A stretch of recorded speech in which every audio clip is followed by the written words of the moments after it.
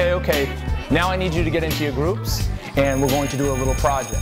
We're going to make some magical reports.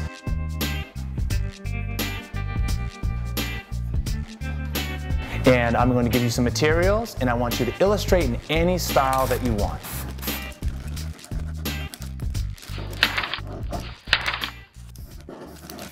And don't forget to make connections between the animals' lives and our lives.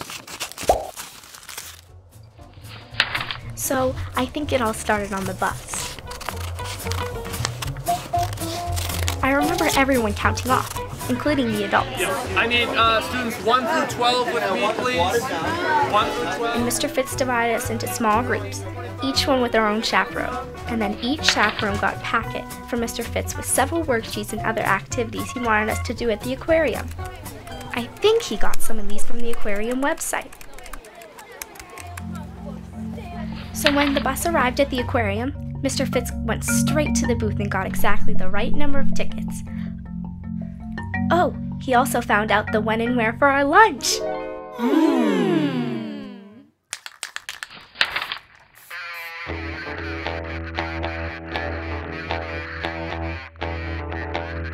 So yeah, this guy Ben, remember, the visitor's assistant, he stepped in.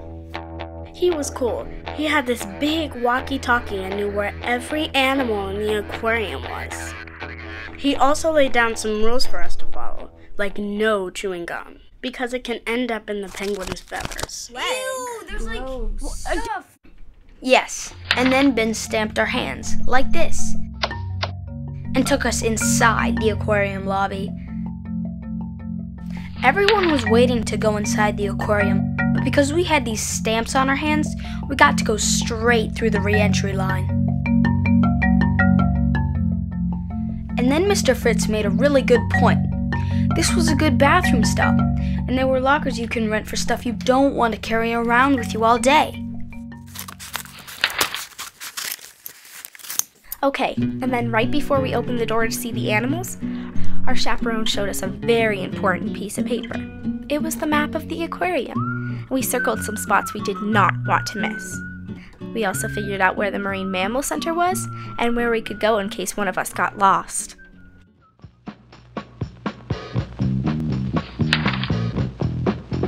To properly explore the New England Aquarium, we recommend having a plan. Make a list of animals you know you don't want to miss. Go to the website's Animals and Exhibits section and find the animal's location, noting them on your map before you arrive. If you have any problems finding them, just find someone with the aquarium logo on their shirt and they can direct you. The first animals we saw were the penguins.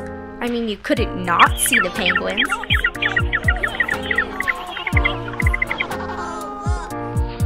Yeah, there were penguins everywhere. But they became more like individual people when our chaperone pointed out that penguin mates have matching bracelets. And I even found out that the water they swim in is from the Boston Harbor, which made me think a bit more about what Mr. Fitz was saying about connections.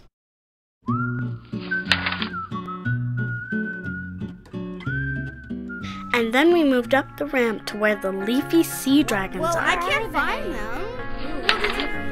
It was kind of hard to find them. The tank looked like it was a bunch of seaweed. Oh, it says that this is where they are. Let's ask. I don't know why. And then our chaperone had us just stare at the weeds. And some of them started moving up and down and all around the tank. Look, there's one moving. We started to realize that there's probably a ton of fish in there that no one ever notices. Every tank can be rewarding if you give it a chance.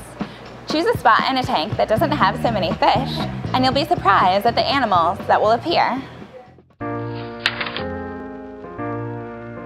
Yeah, there were actually some very sneaky fish in that tank, and I also discovered that they can be found in marshes all around Boston.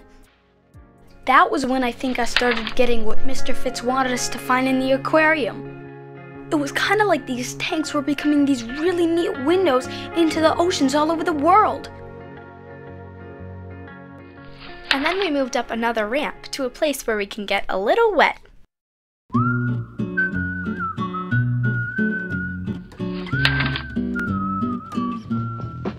When you come to the aquarium, there are many different animals that you can interact with, including live animals that you can touch.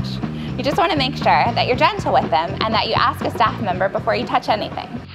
While we were reaching in the water to touch the sea star, hermit crabs, and other stuff, a staff member came over and explained how these animals are local. They're kind of like our neighbors sitting in this rocky living room visiting us. And then there was the octopus.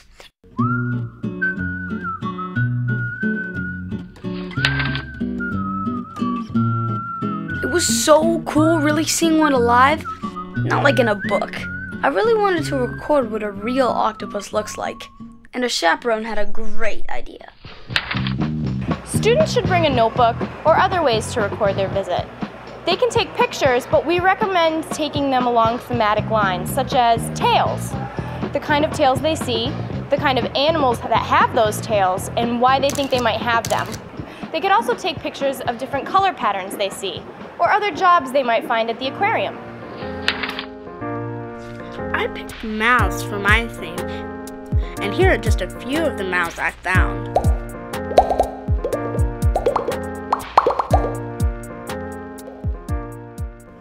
I think that was most of it. But oh yeah, I almost forgot. Before we left, we had our lunch in the cafe.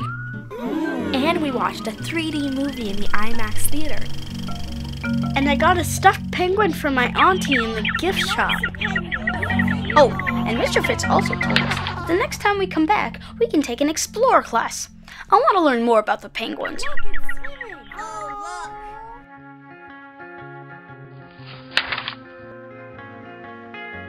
So is everyone done with their reports? Almost.